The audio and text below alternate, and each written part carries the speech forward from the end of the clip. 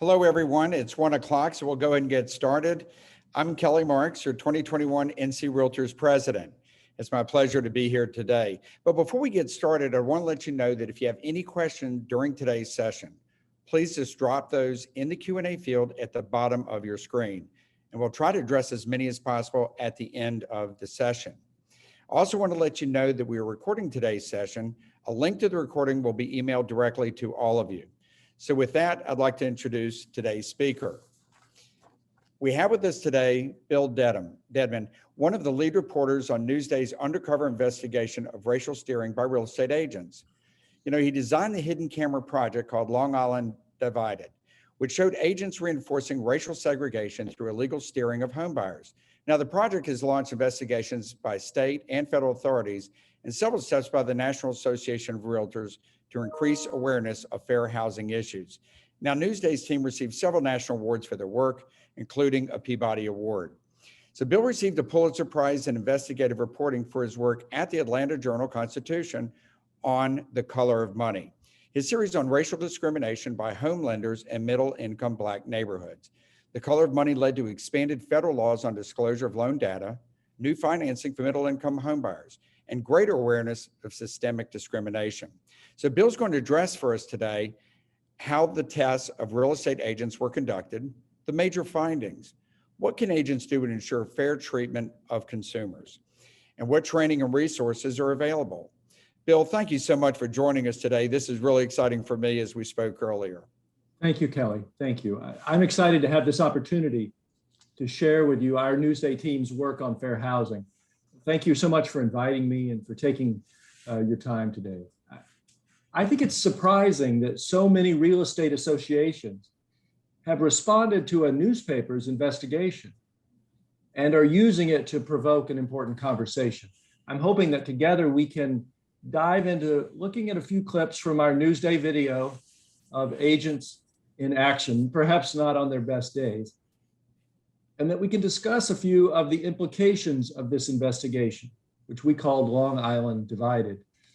Maybe we can talk about some of the fixes that have been proposed and how far they might take us, what the limitations might be, and about some of the difficult issues like what agents can say about schools. As real estate professionals, you'll have your own reactions and thoughts. My goal for this session is for it to be helpful to you and challenging, something for you to think about and to take action on. Well, very good, Bill, and thank you so much for that. So I have a question. You won the Pulitzer Prize for an investigation into mortgage lending practices. Fascinating. I thought it might be interesting for our viewers to hear a brief summary of that particular investigation. And how does that investigation really compare with this one? There are a couple of lessons. First, the stories in the Atlanta Journal-Constitution were called The Color of Money. They were about redlining, the practice of mortgage lenders, particularly banks, collecting deposits on all parts of the map, but making loans on only some parts of the map. A couple of lessons. First, the bank customers would have had no way to know where the bank didn't make loans. This wasn't published, and therefore no customer would have had a basis for a complaint. The banks in Atlanta told us no one's ever complained, but we dug into how the banks operated. We found, for example, that the banks in Atlanta had differences in, for example, where you could put in a loan application, and also which real estate agents they were marketing to.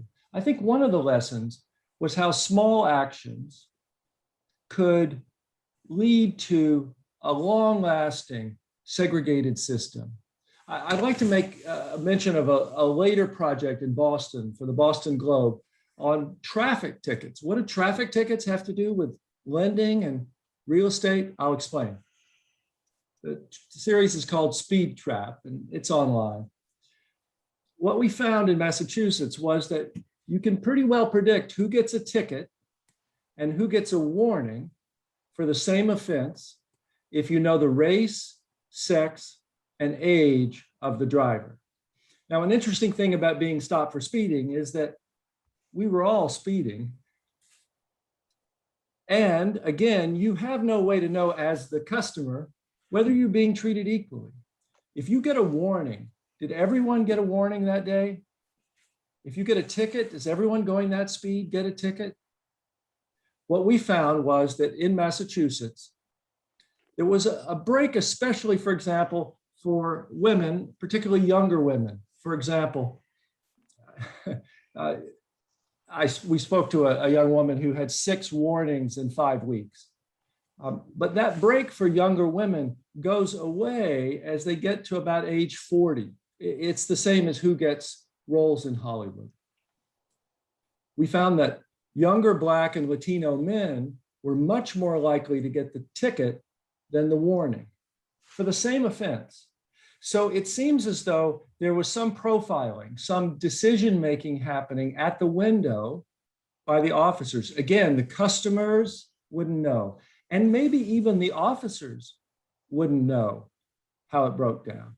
Now, with home mortgages, with traffic tickets, we were coming along later looking at public records, which showed the result. And then we had to piece together what are the practices of the organizations. I think what's different about Long Island Divided, and our project on steering by real estate agents, is that we're not coming along later. With the video cameras, you can watch people violate the law. And I think it also really mattered that the names of their brokerages, the names of the agents, their faces are on the screen. It helps people see it, but also I think that risk management perspective may lead to a greater chance of some impact and some changes in the system. That's really interesting. You know, the Newsday investigation has become the most prominent example of the existence of race-based bias in real estate. So why did Newsday start the investigation in the beginning? So I'll try to set the scene, Kelly. You know, Long Island stretches east of New York City, almost 100 miles long, with almost 3 million people in 2 counties, 3 million people in a suburb of New York City. We say it's a heavily segregated suburb. What we mean by that is it might be the most heavily segregated in the nation. There's a lot of diversity overall. There are people of all races and nationalities, but especially African Americans are concentrated in very few communities.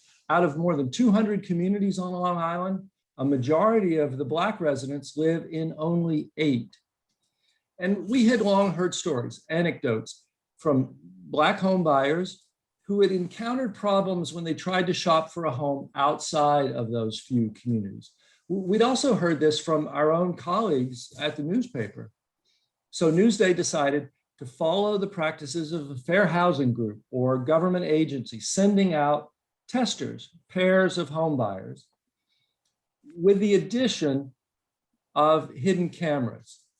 Now, recording audio and video without telling the person you're recording them is legal in most states. It's legal in New York, it's legal in North Carolina. Only one person in the conversation, and that one person can be the home buyer, the tester, has to consent in most states to recording the conversation.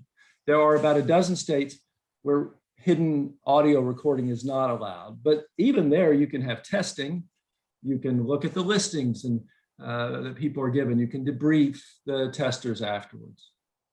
We also noticed that the anniversary was coming up of the 50th anniversary of the Fair Housing Act. And, you know, we're suckers for anniversaries. So we essentially were doing our own tests, which Newsday had considered doing 30 years earlier. This was not necessarily a new problem, but we were finally getting to looking at it. I'd like to show you a bit of our documentary film, just a little clip. The problem that's highlighted in this video clip is what I guess we'd call a barrier to entry, a failure to serve one customer at all when the other customer in the same circumstance is served.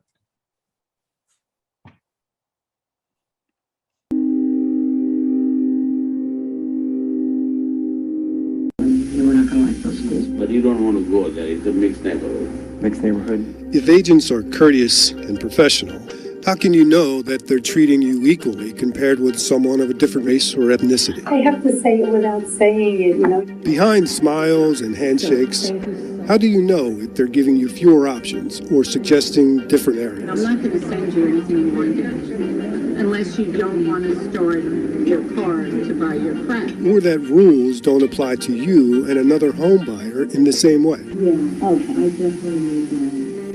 Long Island is one of America's most segregated suburbs.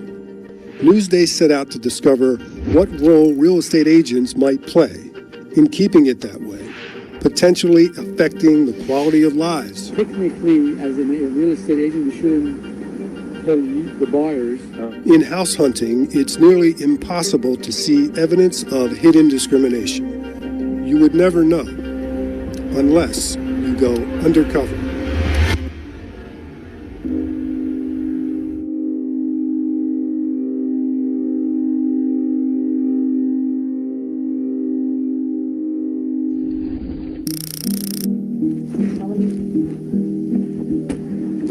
In one test, Johnny Mae Alston was the black tester and Cindy Parry was the white tester.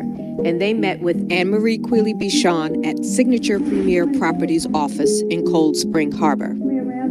They asked for the same thing. As often happens, the agent discussed getting pre-qualified or pre-approved for a mortgage by a bank, showing how much a buyer can spend on a house. You pre-qualified, I asked. My husband's working with somebody in a bank. We've done some preliminary talks, about getting pre-approved. Neither had been pre-approved or pre-qualified. Here's what the agent told the black tester. So I really need that. I won't take out any money unless you have a pre-qualification limit.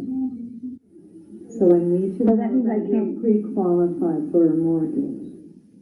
Oh, so that means I can't go out to see anything. I won't do it. You can try another person, but I don't have the time. And without pre-approval, here's what the agent told the white tester. What is your availability? When can you start looking at houses? I would say not this coming week. Cindy received 79 listings from this agent. Johnny Mae couldn't get any listings. And Cindy, the white tester, received 2 home tours. They had the same finances, the same budget, and they made the same request in the same area. But one was white, the other was black. The agent treated them differently.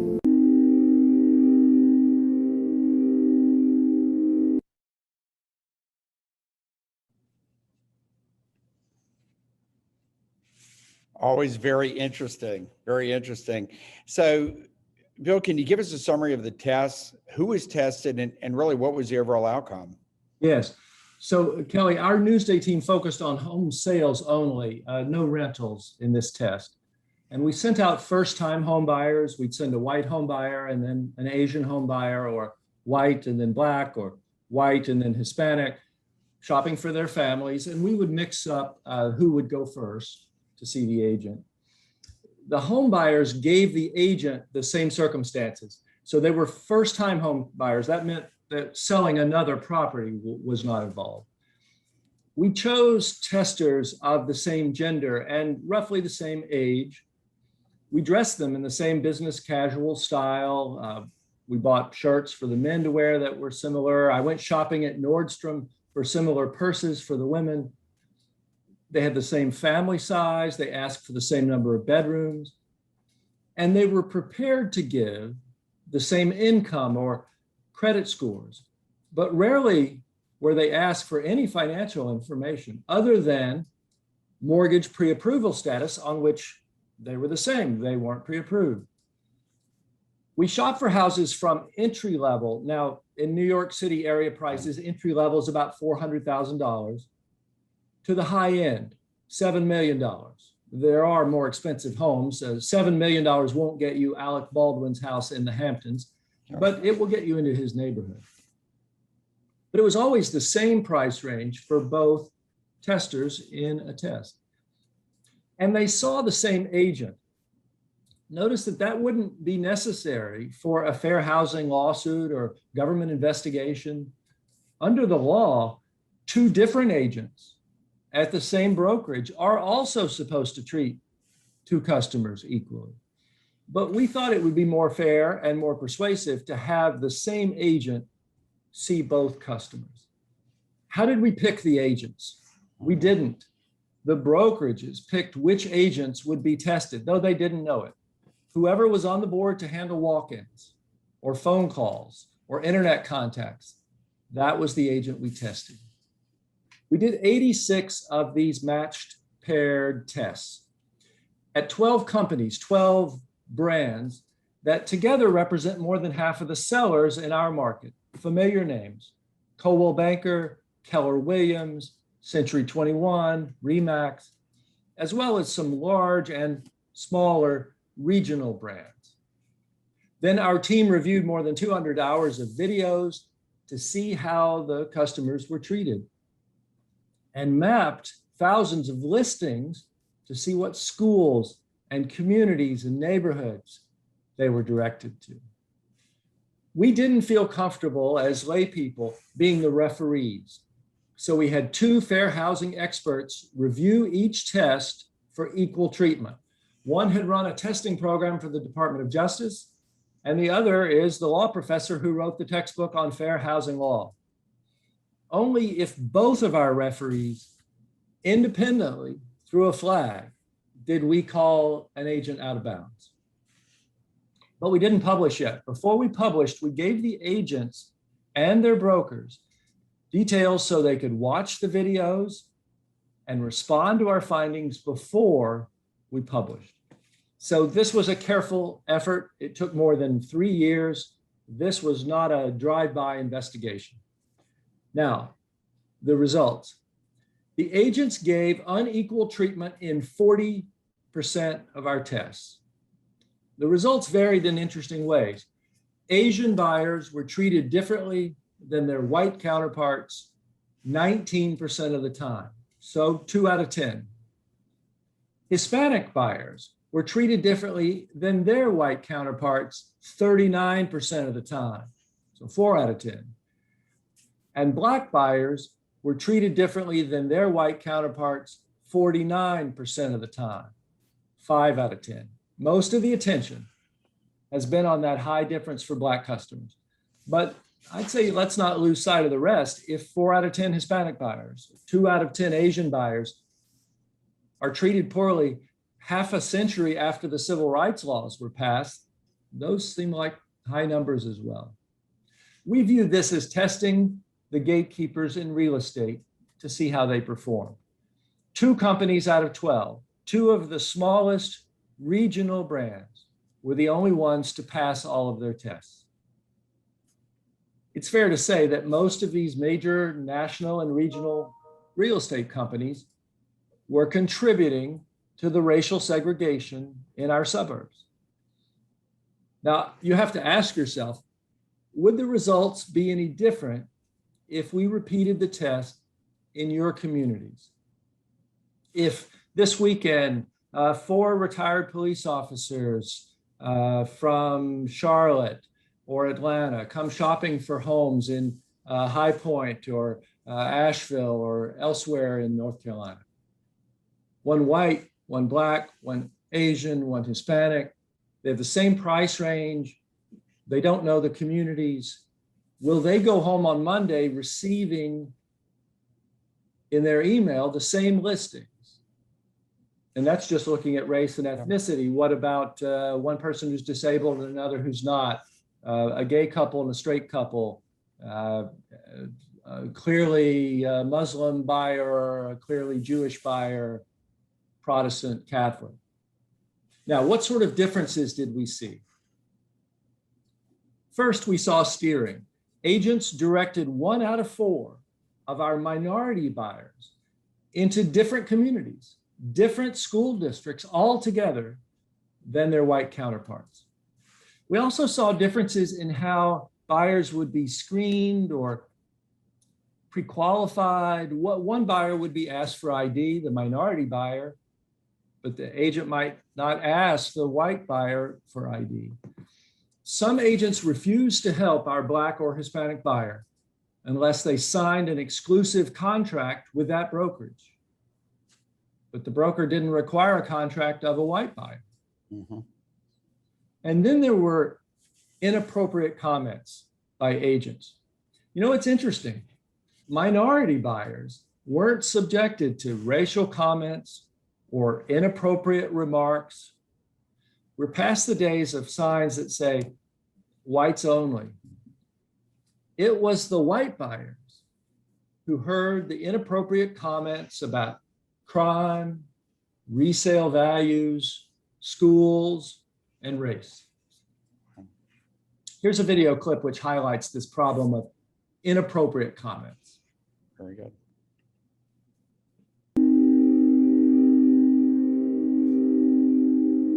Hispanic community came in, Okay. and they really took over Springs and Northwest Woods area. Here, an agent gives conflicting advice about Freeport. I like Freeport. Now you have a bad school district, and that's not good for resale value. All the school bus, see the moms that are hanging out on the corners.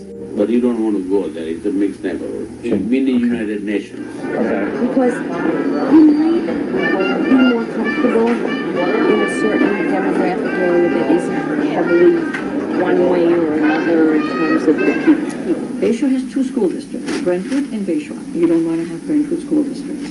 You want to have Bayshore school district. I can't say anything, but I encourage you, I want you to go there at 10 o'clock at night with your wife to buy diapers. Go to that 7-Eleven. They didn't buy there. No, that's great. I have to say it without saying it. You know, you have the knowledge of the areas. Yes. You know. I don't want to use the word steer, but I try to I'll use another word. I educated absolutely. the areas. That's... You know. Yeah. How are you, Russ? Hey, Russ. Good. How are you? We're either waiting for the owner or waiting for the agent to show up. You don't want to be. I don't think you should be in Elmont. I think you should probably just be Franklin Square. And I remember specifically, he talked about steering. Yes, that's what he said. Steering, yeah. Yeah. And in the same breath, he mentioned, well, steering's bad, but this is what I'm going to do. There's something called steering. No steering, you know, like steering. Oh, like a car or something? No, Oh. like a horse, you know.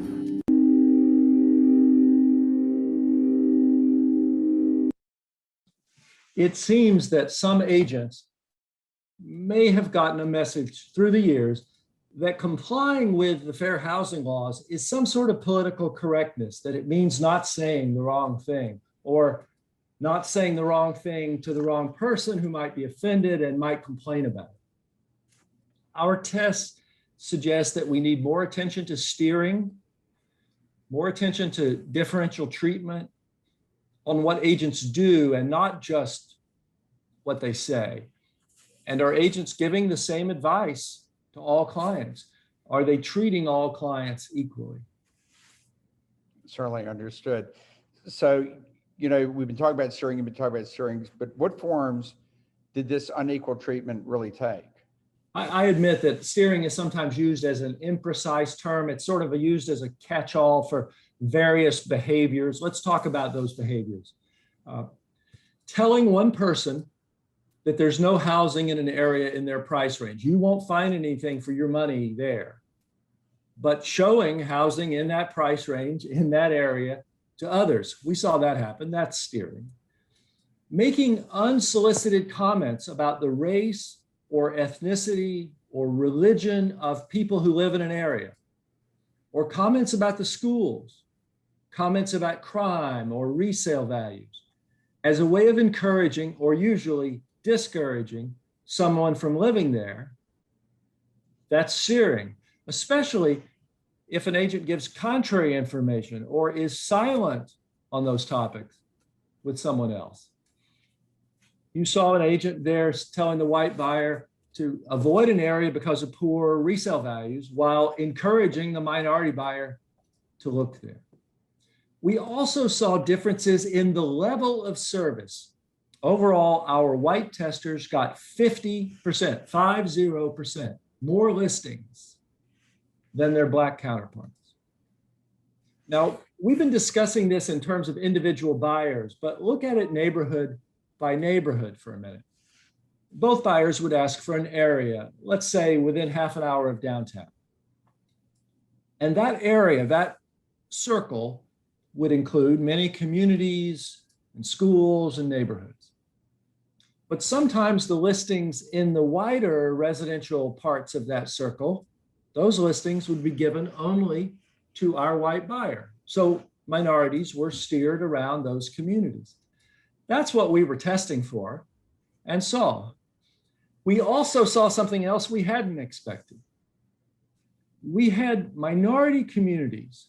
They're in the circle for both buyers. Homes are for sale in their price range, but neither buyer gets those listings. Both buyers are steered around those minority communities. These were the communities with more than a modest amount of Black population. The agents were steering around those for everyone. Now, our legal experts said, wait, who has the lawsuit in that case?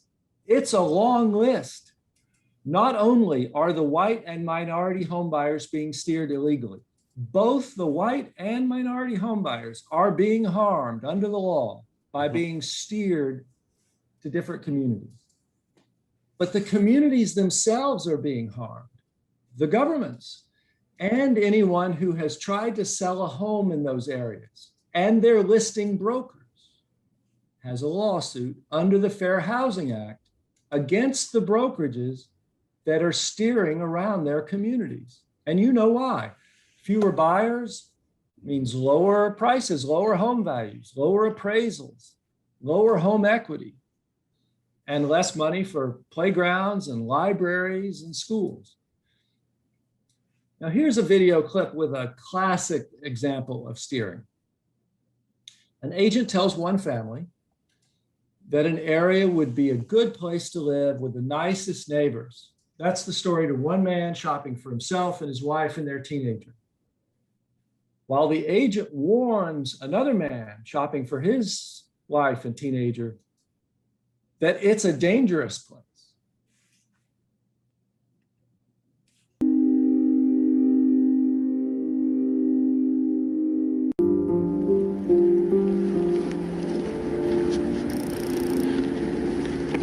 Kelvin Toon is a Black man in his early 50s, and he went in to meet with an agent involving a test in the Brentwood community, a community that is 80% Hispanic and Black.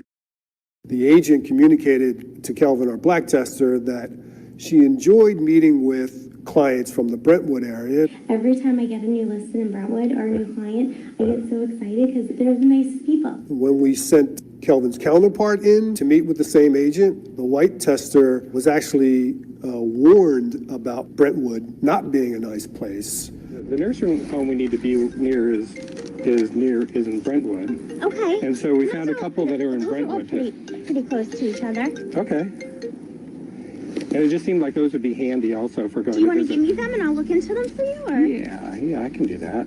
That warning came later to the white tester saying there was concern about gang activity going on in Brentwood.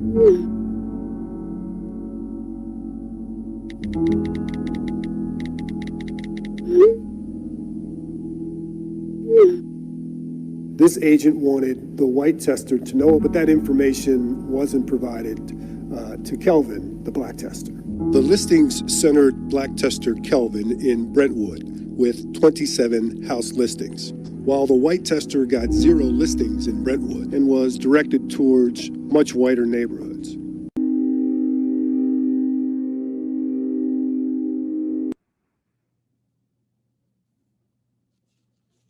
Very interesting. So getting back again to the agents, do you think the agents included in the documentary were knowingly steering? You know, some mentioned that they shouldn't even be saying what they're saying.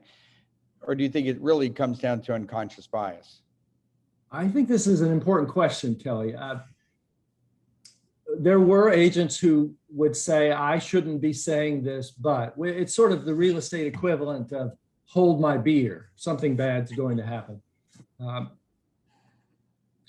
But the first point, I'm not dismissing the idea of implicit or unconscious bias at all. But I think the first point to understand is that it doesn't matter.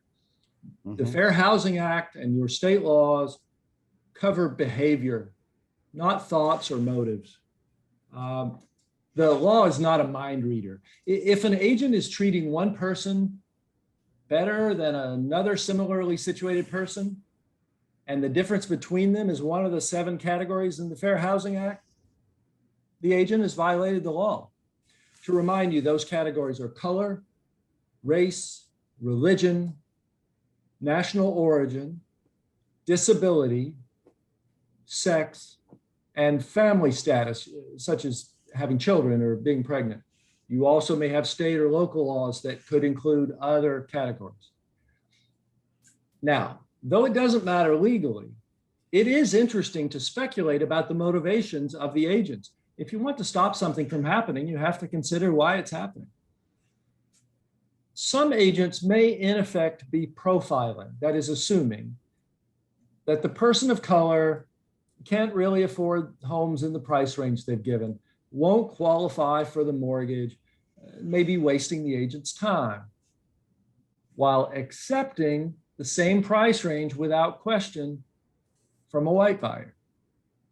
You know, one of the tricky things about profiling, experts in many fields keep trying to tell us this, is that profiling is ineffective. You know, we usually talk about profiling in the movies. It's a shortcut to success, that we have FBI crime profilers solve cases. But experts say the real problem with profiling is that it doesn't work. Let's look at a different context. Let's say you want to stop school shootings from happening. Who plays violent video games or who dresses a certain way is not a good predictor of who will be a school shooter. You understand the problem. The profile fits too many good kids and may miss the kid who is planning an attack. What's a better predictor? Acquiring weapons, telling other students of plans, making vague threats, don't be in the cafeteria on Thursday. Or think about counterterrorism and airport safety. Religion is not a good way to identify who will be a terrorist. Airport experts say, look, the problem is that you would waste investigative resources on the wrong people and miss the person you should be watching. If you think about it, in real estate, race is not a good way to identify which customers can afford a home. So you leave too much money on the table if you assume that people of color can't be good customers. Besides, it's illegal. Yeah. So why do it? Some agents may think, consciously or not, that they'll make money faster with less effort if they sort of sort people, if you show people homes where you'll feel comfortable. You heard an agent saying that. Only to the white customer. Mm-hmm. But why assume that people want segregated neighborhoods? Besides, say it with me, it's illegal. Some agents may be bowing to bias that they expect to others, you know, sort of playing to the lowest common denominator. Maybe an agent fears that white sellers would be angry if they brought a minority buyer to the home, or that neighbors, who are, of course, are potential customers as sellers in the future, may be upset if the agent is seen to be integrating an area. Or agents could think that appraisers or lenders may be biased, and that would make it harder to close a sale. Again, none of that matters. Steering is illegal. I suppose it's possible that somewhere in the world, a few agents may be prejudiced, may be acting out of a bias against minorities. I assume that is a tiny group, so small as to be irrelevant to our discussion. We're not talking about that kind of bias.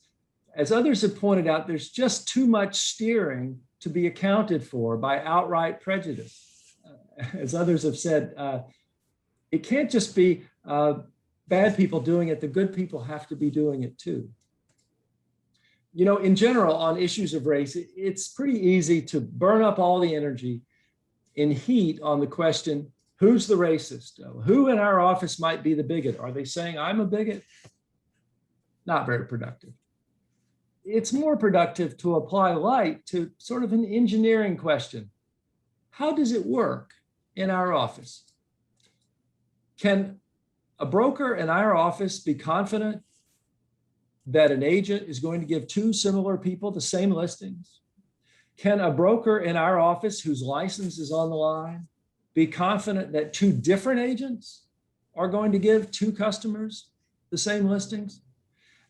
Is what we're doing certain to be treating people equally? Because under the law, it's what you do that counts. Mm-hmm. I do think it's interesting to consider the point of view of the home buyer, even if in our case, they were mostly actors testing the agents.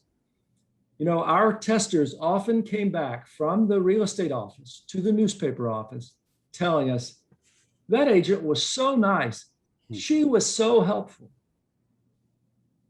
They only learned the truth when our team brought the two buyers together to watch the videos and to see what listings each other was given. You'll meet some of the testers in this video clip and also hear from a fair housing expert who works with them.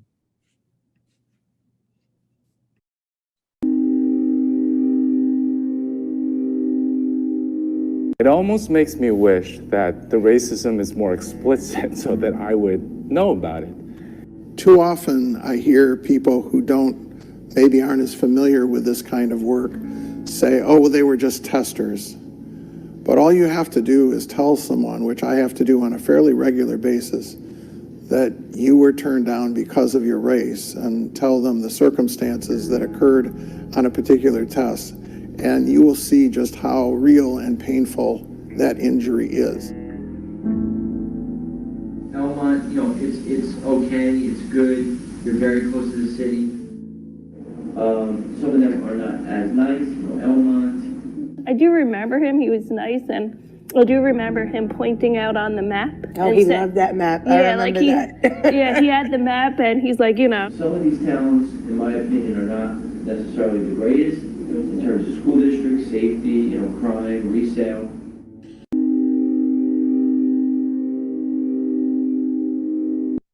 You know, one of the patterns that startled us was that some agents, time after time, began their presentations to the buyers. Remember, these were new customers. They just met them with inappropriate comments or guidance or information that violates the Fair Housing Act. This agent with the map, a second generation realtor, he looked like General Patton planning the invasion of Sicily, but he had a different plan for home buyers of different races. For the whites, it was don't get off the highway until you get past these neighborhoods, which are not so good in their numbers, he'd say. Notice that it didn't seem to be offhand, spontaneous, casual comments. These weren't slurs uttered when someone was cut off in traffic on a home tour. It seemed to be the sales pitch, the standard guidance for how to narrow the home search. I hate to say it, but for these agents, it seemed that steering was a big part of the service that they were selling. Well, you know, in bringing up as far as their sales pitch, if you will, what role did the schools play in the action of the agents, since it ultimately goes down that road? You know, I don't know how it works there in North Carolina. In New York, our agents would explain to our buyers everything is by schools. Agents touted one district over another. Some districts were blue ribbon and others were declining. Often they gave different information to different buyers. Let's step back for a moment. America's school districts are so segregated by race in many communities that directing someone to a certain school is the same as directing them to an area with higher or lower minority population, whether or not you mention race. It's hard to believe it, but America's schools are more segregated now than they were 30 years ago. Percentage of kids going to schools where they're in a 1% minority or a 99% majority. Put the cutoff wherever you want. schools are more segregated than they were when this gray-haired gent graduated from high school in Chattanooga. School segregation and housing segregation, of course, are intertwined because we have school districts. Now, around the country, some agents have picked up on the idea, well, I can't talk about schools at all. I can't mention schools. You may have heard agents say that. But the Fair Housing Act doesn't say that. Agents can give straightforward factual information. Our law professor and other experts tell us that agents can answer questions about schools. Agents can say where their kids went to school. Agents can refer customers to websites with information.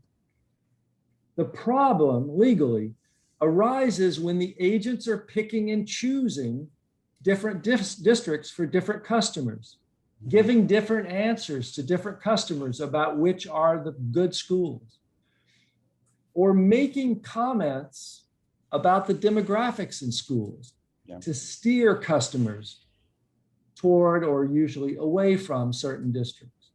Now we'll dig into schools a bit more in a minute, but first, here's a discussion of schools from our video, and you'll hear from the law professor who's an advisor on our project.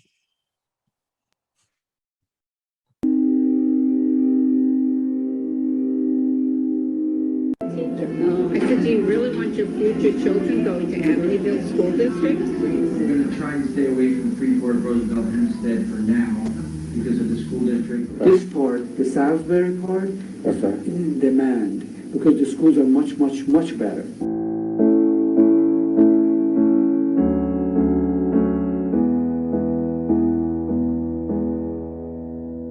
In Newsday's 86-pair tests, agents often applied a laser-like focus on school districts, highlighting their perceived quality when recommending places that house hunters should consider buying or avoid. Fair housing experts say touting or disparaging school districts can put agents in jeopardy because talking about school districts can be taken as a euphemism for race. There's a few districts that I know I would I won't look in those towns. Oh, okay. You know, like Freeport and Baldwin and Amityville, which is part of Massapequa schools, but it's just certain parts of Massapequa. If the customer asked about the quality of the schools and the agent responded with accurate information, I think the agent would be fine. The problem with talking about differentials in schools is that at least in the last 10 or 15 years, that has been a proxy for race. They don't mention the race of the community. Good schools are available in these areas.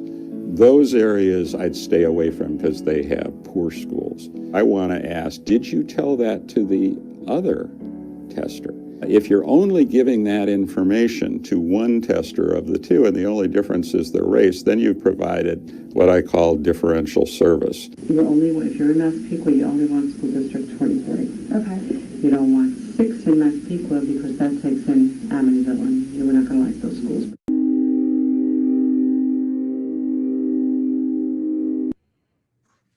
Schools are the hardest part of this, so let's dig in a little more. You know, this agent who you saw writing there, she was helpfully making lists for the buyers and then sending the 2 buyers from the real estate office back to the newspaper office with different lists. How do you discuss school quality without violating the Fair Housing Act? First, you understand that you don't have to talk about race to be steering. You all understand that if the districts vary in race and you're promoting one over another, you're steering, especially if you're giving different information to different buyers or touting a district to one buyer but being silent on that district with the other. Some companies suggest that agents not talk about schools.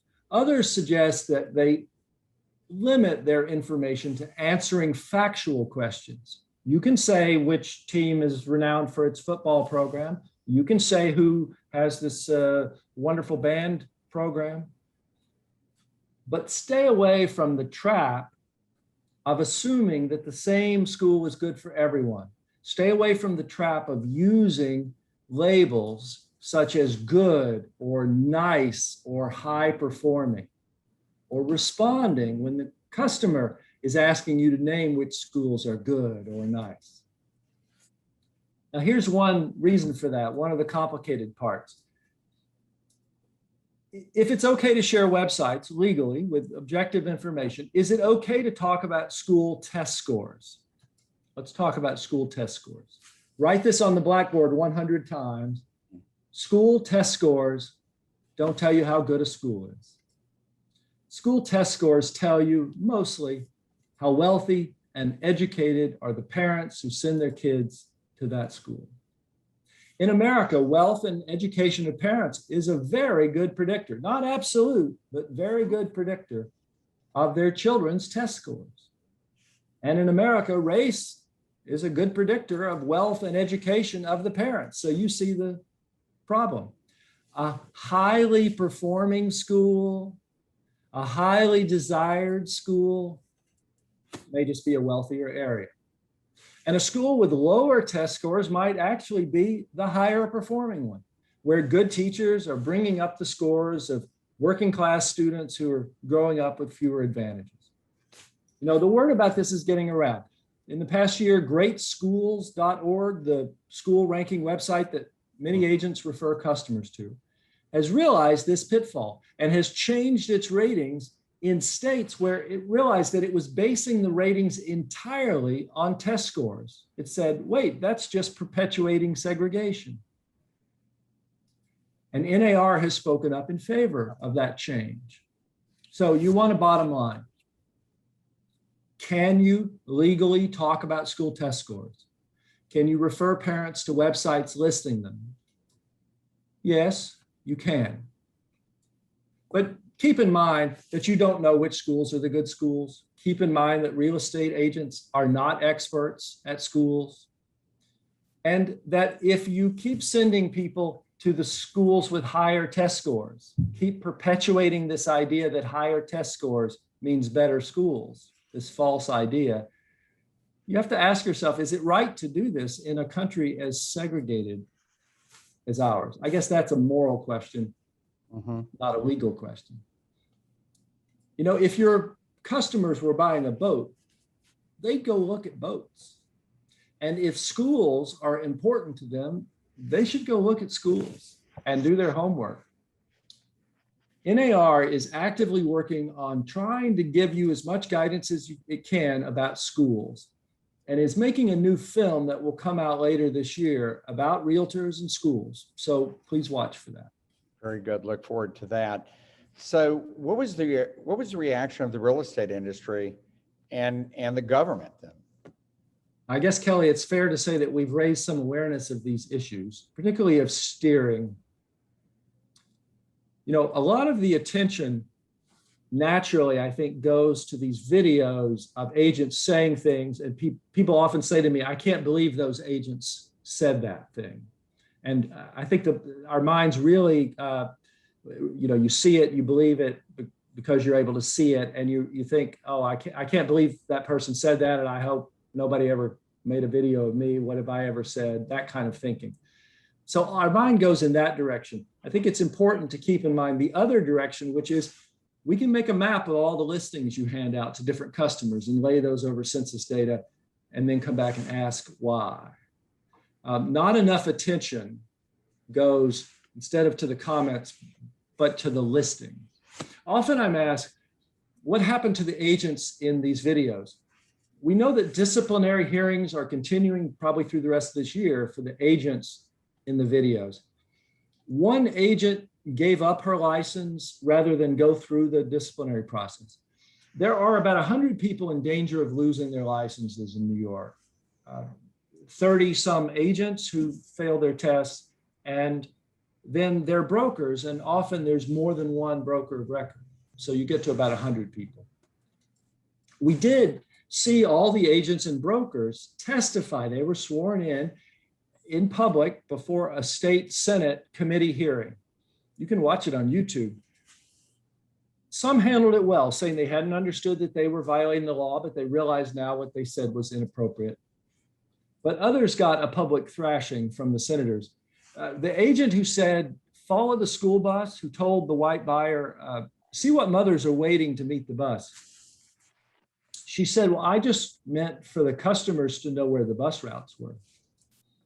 And the agent who said the Hispanics are taking over the neighborhood, he said he meant that in a positive way.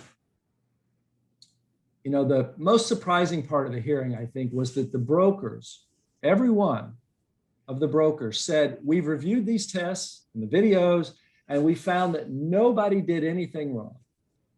Their position, a legal position, seemed to be that if steering isn't announced, if you don't say out loud, I'm now going to be violating the law, then it wasn't illegal. This is not the standard we apply to burglars or tax cheats. You know better, and the senators knew better.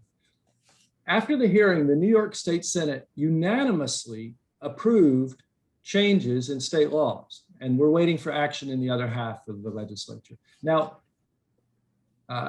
you don't care about New York state laws, but laws from one state tend to creep into other states.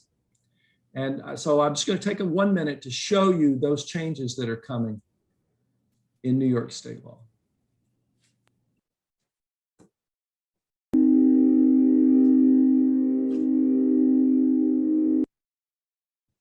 So these laws were approved unanimously by our Senate. One senator said, well, we're just taking Newsday's investigation and we're configuring it into state law. So just to touch on the high points, more testing of real estate agents by the state attorney general's office for fair housing violations, more fees when you renew a broker or sales license to pay for that testing, requiring the same procedures for taking in clients, a standard procedure in each office, more and better training, damages available to victims, and increased fines for discrimination. Where do the fines go? You guessed it, to pay for more testing. And then just making sure that associate brokers or those who serve as an office manager have responsibility for supervising others, collecting the same information from all clients, and trying to take state actions to reduce segregation. Now, if you want to stop speeding, you'll have enforcement, hand out some tickets, right? It has a deterrent effect. On the federal level, we also have seen HUD, the Department of Housing and Urban Development, start to, I think it's fair to say, resume enforcement of the fair housing laws under the new president and new HUD secretary. So it will be interesting to see what happens there. Well, based on the investigations, what do you think are the best ways that basically combating racism in real estate will wind up being? So let's talk about the fixes that have been proposed and think about them as ways not so much to combat racism, that's a little vague, right? So, but to combat unequal treatment, back to that sort of engineering question. The National Association of Realtors has responded vigorously to our investigation and has proposed as a new program. And I'd just like to take a minute to go through that. The program is called ACT, A for accountability, C for culture change, T for training. First, A for accountability. NAR has been working in the past year with state associations like yours to point out where state licensing laws fail to support fair housing. That's a new thing. Think of it, a national trade group making recommendations to its state groups for tougher regulations and enforcement. NAR has also developed a voluntary program. Brokerages or companies can opt in, a voluntary program of self-testing. That is, helping the companies that want to test their agents for compliance with the fair housing laws. You might think, well, there wouldn't be any companies like that. The CEO of Realty, which you know is the largest real estate company in America, owns the brands Century 21, Coldwell Banker, Sotheby's International. CEO said, yes, we should be testing our own agents. And NAR said, we'll help you. And NAR is working on a program to make connections and sort of provide a cookbook of all the considerations when you're sending out testers. You know, the state association in Washington State is going to start testing agents in Washington. The state association in Delaware, the same. Buffalo, New York. These are realtor associations that are going to start testing the brokerages that agree to have their agents tested. It's not public. You wouldn't see these on YouTube. It's sort of internal testing.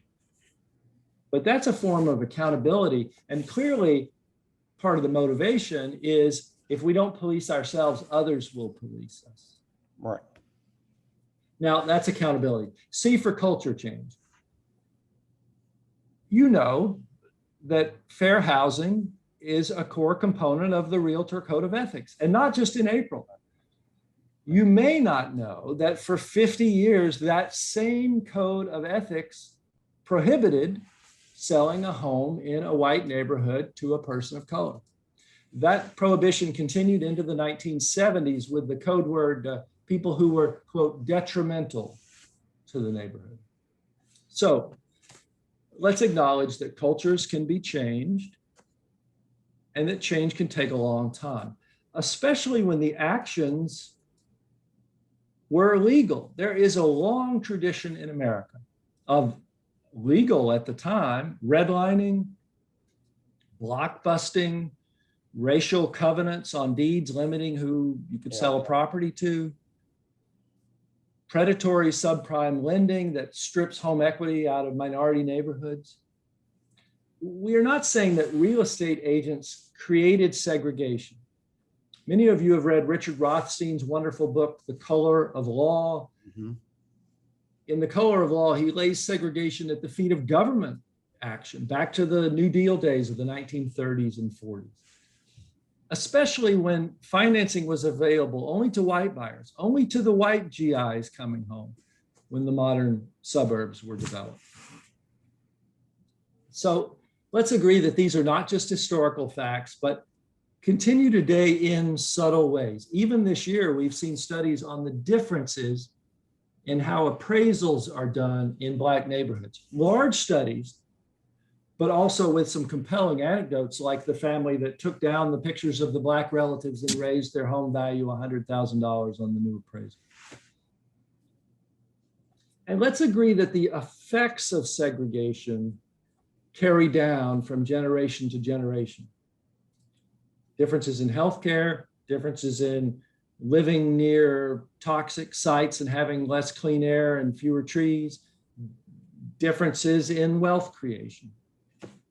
We all know that home equity is the money that our grandkids will use to buy homes and to go to college.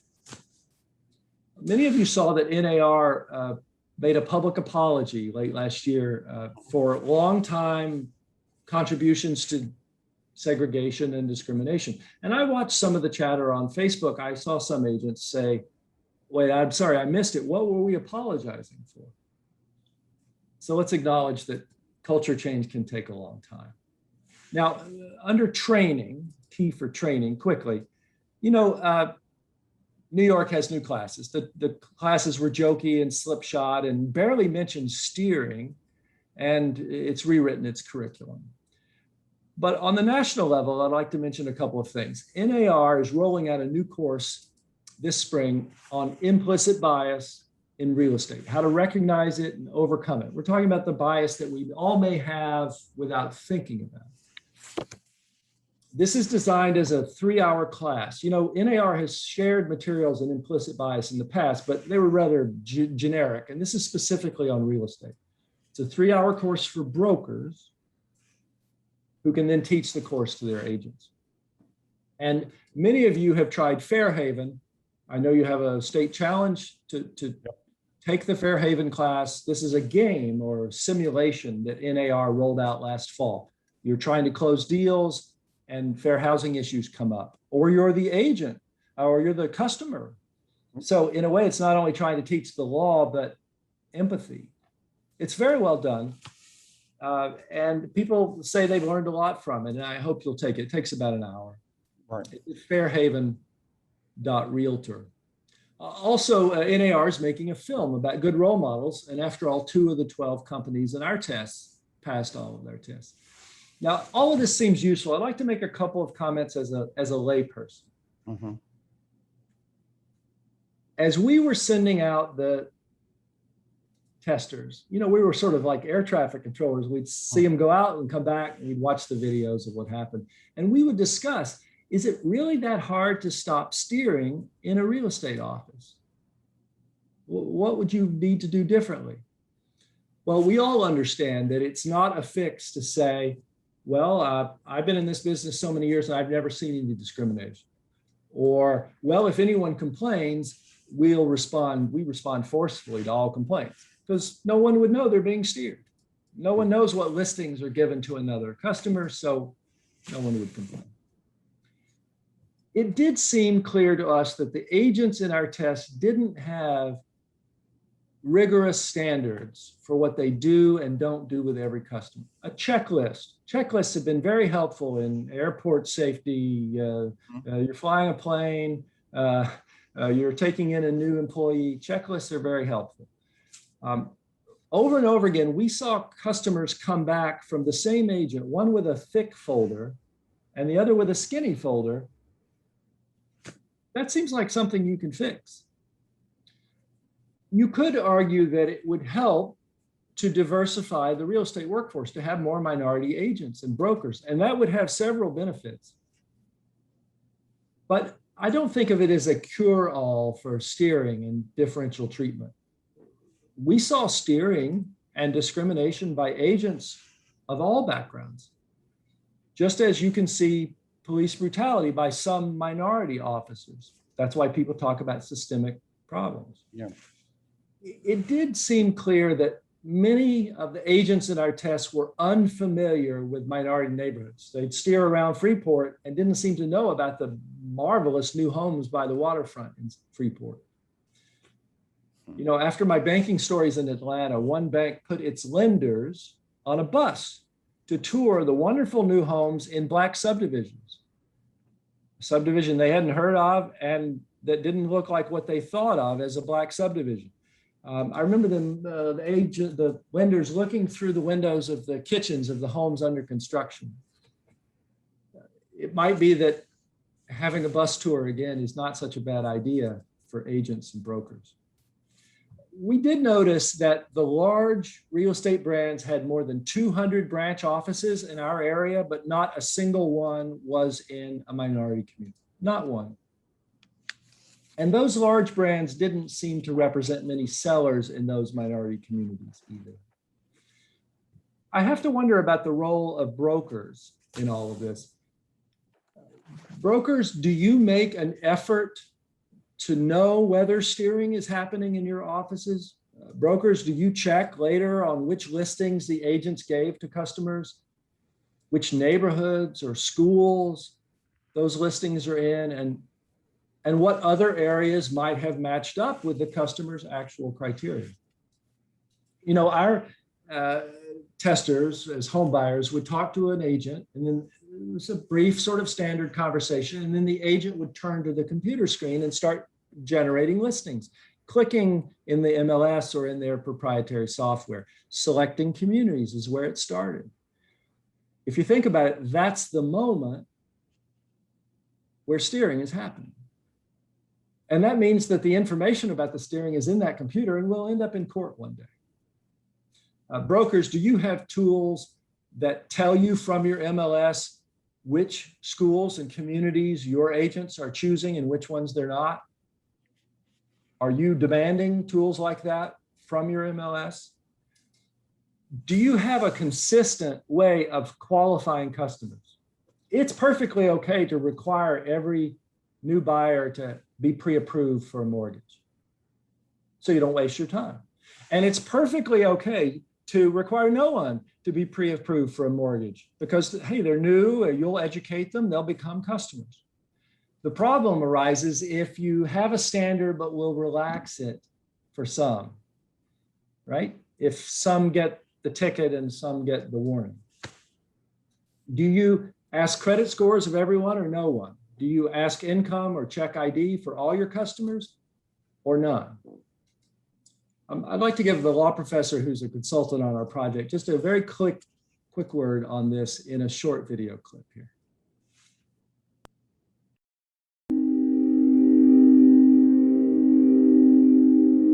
I'm a law professor at the University of Kentucky, and I've been a law professor for a long number of years. All we're asking in these tests, you get two people who come in and ask for exactly the same thing. Why don't you give them the same listing? Why don't you pre-qualify them in exactly the same way? It's not that big a burden. This is a law. This should be treated like a tax law or any other law. You have to obey this law, and particularly if you're in a licensed business like real estate agents, if you can't obey the law, you ought to just get out.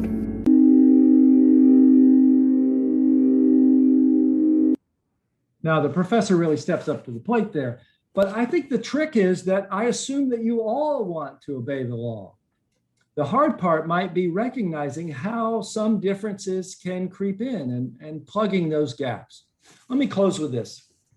NAR makes two straightforward suggestions on avoiding steering. Listen closely to these. One, NAR suggests that agents provide customers with listings based on their objective criteria: home size, corner lot or not, pool, driveway, garage, distance from someplace, but not on vague terms such as nice neighborhood or good schools or safe area, whether those terms are brought into the conversation by the agent or the customer. That's number one. Second, NAR suggests that agents pay attention to unconscious bias. Ask yourself why you may have eliminated certain areas. Now, I'm a layman, but I have a question. Don't those two good pieces of advice conflict? If you're only choosing listings based on the criteria of the customer, when they give you more criteria, it's like a Google search, they'll get less in the answer. Then why would the agent be eliminating any areas at all? Mm-hmm. In other words, if the agent gave every customer access to all the listings within their price range with the right number of bedrooms and the other criteria provided by the customer, then we wouldn't have steering. It may be that the best way to stop illegal steering may be to stop steering customers at all. Stop picking and choosing neighborhoods. Stop pretending that real estate agents are experts on schools. Send them all the listings.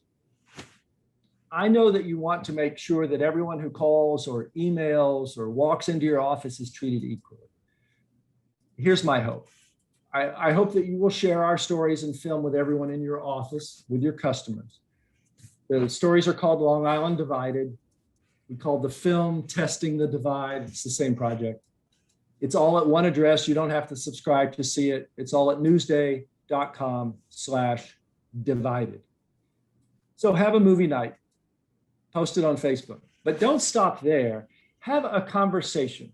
Okay, we agree that the goal for everyone is to treat everyone equally, of course.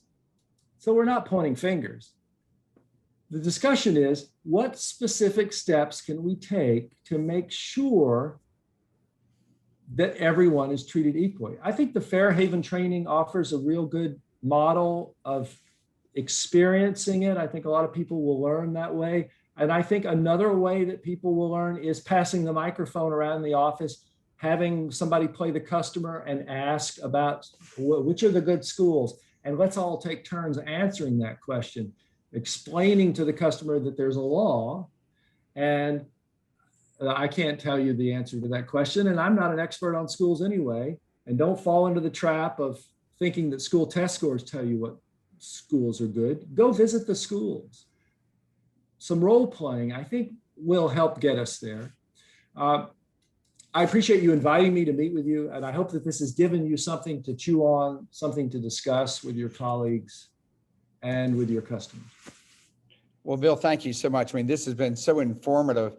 Right now, as far as just waiting for any other questions, but I've got one, and that is, from your own personal standpoint, what is it that I think you're most surprised about when reviewing the results of the investigation?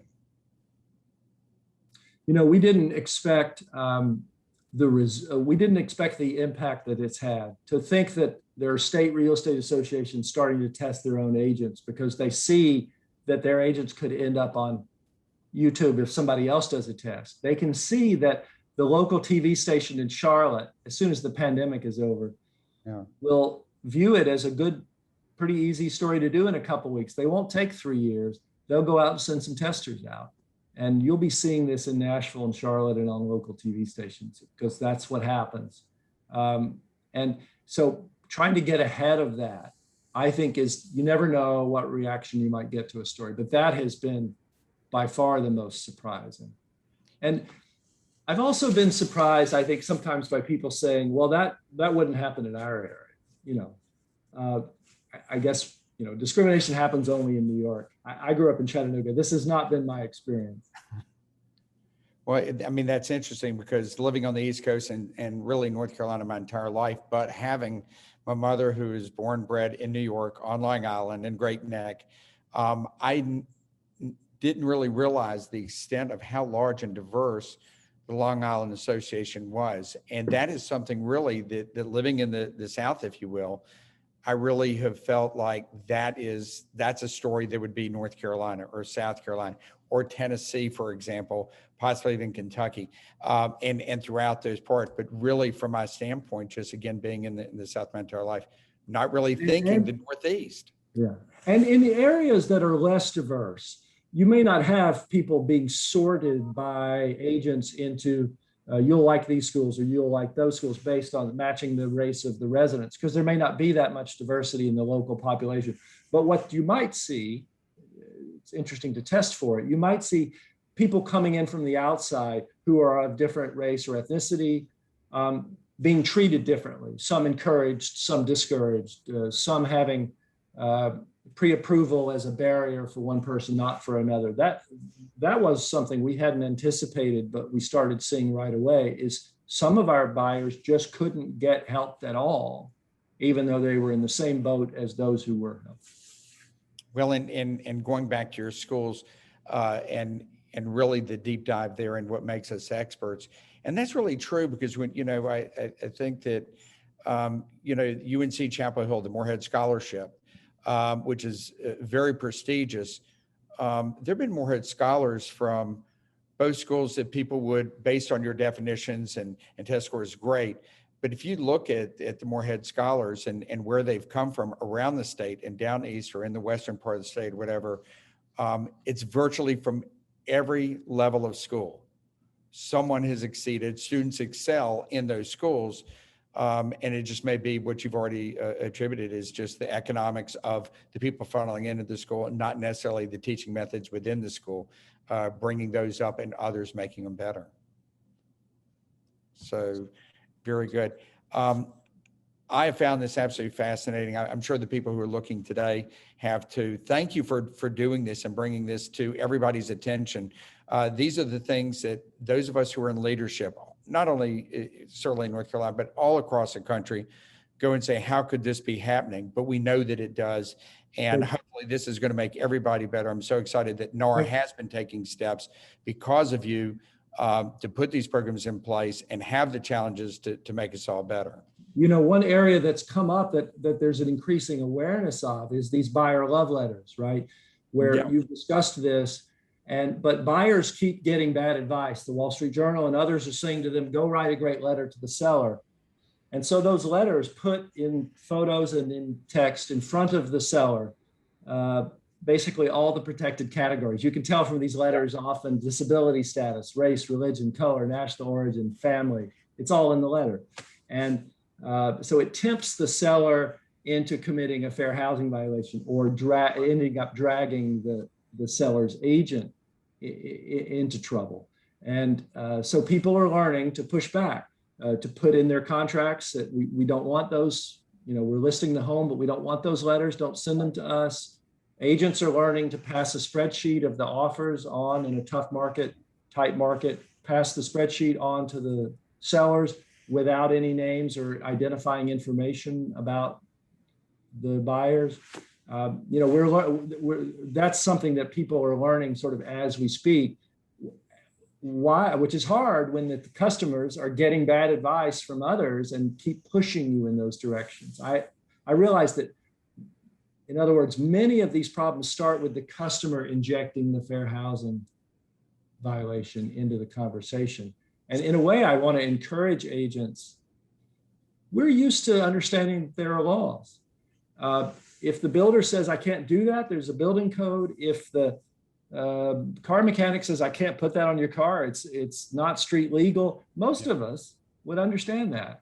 And it's okay as agents to say, there's a law. Let me tell you about that law. And the law is intended to break this cycle of segregation. It's a good law, and we're enforcing it now. And so I'm not going to answer those questions for you. Go do your own homework, decide on your own. And I'll send you all the listings until you tell me which areas you do or don't want. Yeah. That's a developing area in practice.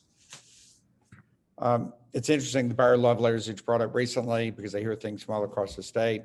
Ultrasound pictures have turned out to be a favorite of some buyers to stick in an envelope and give them. And again, goes back to the familial status. And it's just, I totally understand. A couple without children ought to have just as much right to buy your home, and they may not play on the playset. They may throw the playset in the woods.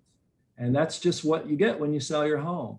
So that's some education that sellers agents need to do for sellers. Absolutely. Absolutely. And particularly what you've said about spreadsheets, no names, because they can infer something from somebody's last name, which may or may not be correct. It doesn't matter. Just do it based on the facts and the offer and the terms. Well, Bill, again, thank you so much for your time today. We really appreciate not only you sharing the details of the investigation, which I know you've been speaking all over the country about, but along about what we can do to ensure what we're doing our part as realtors, not only to practice and advocate for fair housing every day, but making ourselves better and earning the trust and confidence of again, the consumer and the public out there. So again, thank you so much. Try and do something nice for yourself coming up. I'd like to thank everyone for joining us today as well. Want to wish you all a great afternoon, and the same thing, wish you all to do something nice for yourselves over the weekend coming up. Take care, Bill. All the best.